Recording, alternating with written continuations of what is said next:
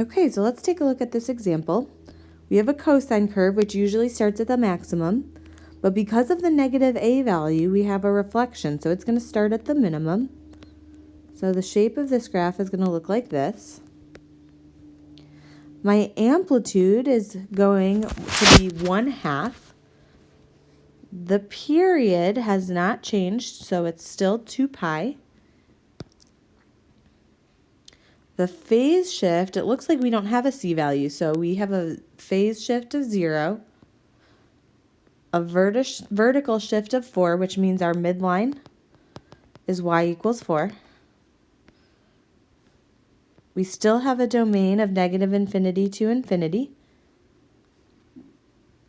And I have to think about if my midline is at 4 and my amplitude is 1/2, so it's going up 1/2. This is going to be 4.5.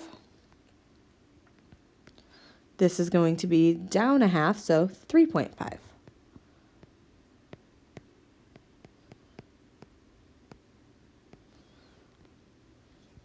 So I'm going to go ahead and draw this.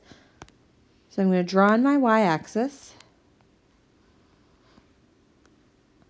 And I'm going to start to label my period. So because I don't have a phase shift, I'm just going from 0 to 2 pi. And I'm going to go and put in my 4 intervals. Pi over 2, pi, 3 pi over 2, 2 pi.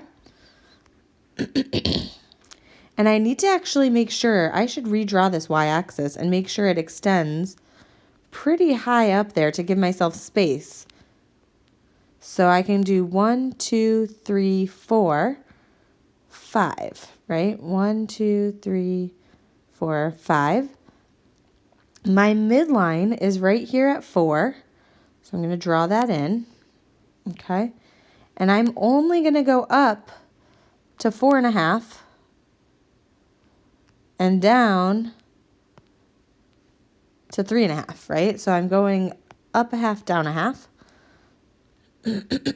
It's a cosine graph, so it's starting at the minimum. Okay, so the minimum here is at 3.5, up to the midline, up to the maximum, back to the midline, down back to the minimum. I'm doing my best to just draw that in as best as I can with a nice shape and arrows.